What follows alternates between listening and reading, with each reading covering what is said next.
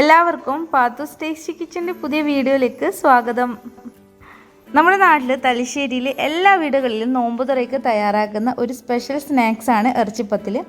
അപ്പോൾ ഞാനിന്ന് ഇറച്ചിപ്പത്തിലാണ് റെഡിയാക്കുന്നത്. അപ്പോൾ വീഡിയോയിലേക്ക് പോയാലോ?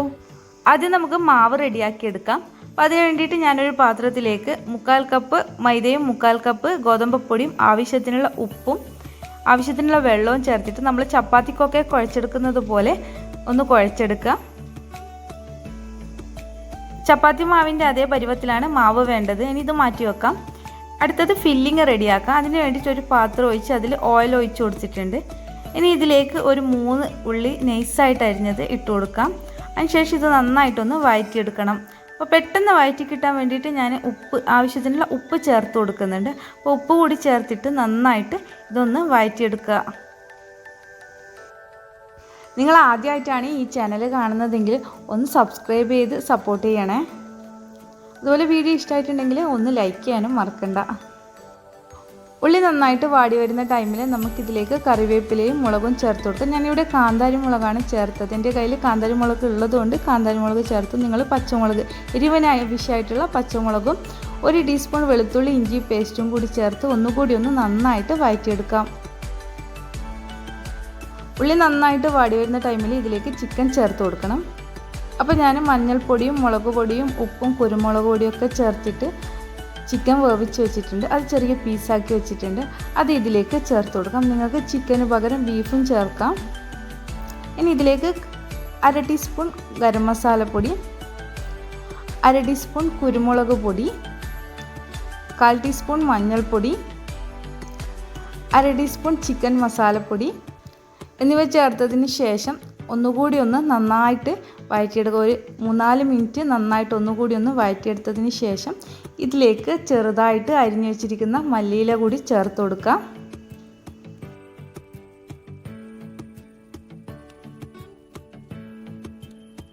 മല്ലിയില ചേർത്തതിന് ശേഷം ഒന്നുകൂടി ഒന്ന് നന്നായിട്ട് വഴറ്റിയതിന് ശേഷം തീ ഓഫ് ചെയ്യാം. ഇനി ആദ്യം തയ്യാറാക്കി വെച്ചിരിക്കുന്ന മാവ് ഇതുപോലെ ചെറിയ ബോളുകളാക്കിയതിന് ശേഷം ചപ്പാത്തിയൊക്കെ പരത്തിയെടുക്കുന്നത് പോലെ ഒന്ന് പരത്തിയെടുക്കണം. അപ്പോൾ ഞാൻ പരത്തിയെടുത്തിട്ടുണ്ട്. ഇനി ഒരു സൈഡിൽ ഇതുപോലെ 1 സ്പൂണ് ഫില്ലിങ് വെച്ച് കൊടുക്കാം. ഇനി ഇതേ രീതിയിലൊന്ന് മടക്കിയെടുക്കാം. അതിനുശേഷം ഇതുപോലെ കൈ കൊണ്ട് നന്നായിട്ട് പ്രസ് ചെയ്യാം.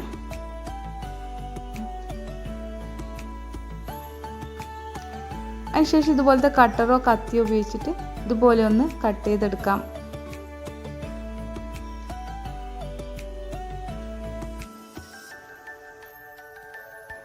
ഇനി ഇതൊരു പ്ലേറ്റിലേക്ക് മാറ്റി വെക്കാം.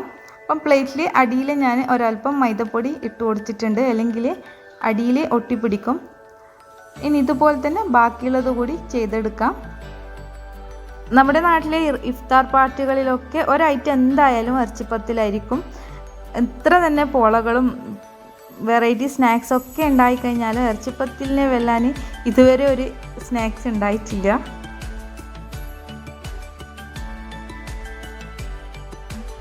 അപ്പം മുഴുവനും ഞാൻ ഇതുപോലെ തന്നെ ചെയ്തെടുത്തിട്ടുണ്ട്. ഇനി നമുക്കിത് ഫ്രൈ ചെയ്തെടുക്കാം.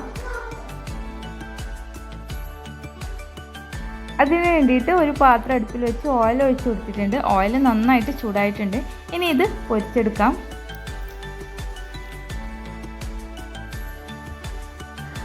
ടേസ്റ്റിൻ്റെ കാര്യത്തിൽ മുൻപന്തിയിൽ നിൽക്കുന്ന നല്ല സ്നാക്സാണിത്.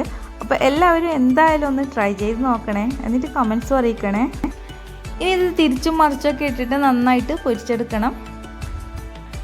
അപ്പോൾ ഇപ്പോൾ എല്ലാ വശവും ഒരുപോലെ നന്നായിട്ട് പൊരിഞ്ഞു വന്നിട്ടുണ്ട്. ഇനി ഇത് കോരി മാറ്റാം. അപ്പം നമ്മുടെ ഇറച്ചിപ്പത്തിൽ റെഡി ആയിട്ടുണ്ട്. അപ്പോൾ എല്ലാവരും ഇതൊന്ന് ട്രൈ ചെയ്ത് നോക്കുക. നിങ്ങൾക്ക് ഈ വീഡിയോ ഇഷ്ടമായിട്ടുണ്ടെങ്കിൽ ഒന്ന് ലൈക്ക് ചെയ്യുക, ഷെയർ ചെയ്യുക. സബ്സ്ക്രൈബ് ചെയ്യാതെയാണ് കാണുന്നതെങ്കിൽ ഒന്ന് സബ്സ്ക്രൈബ് ചെയ്യുക. ഇൻഷാ അല്ലാഹ് മറ്റൊരു റെസിപ്പിയുമായി വീണ്ടും കാണാം. അസ്സലാമു അലൈക്കും.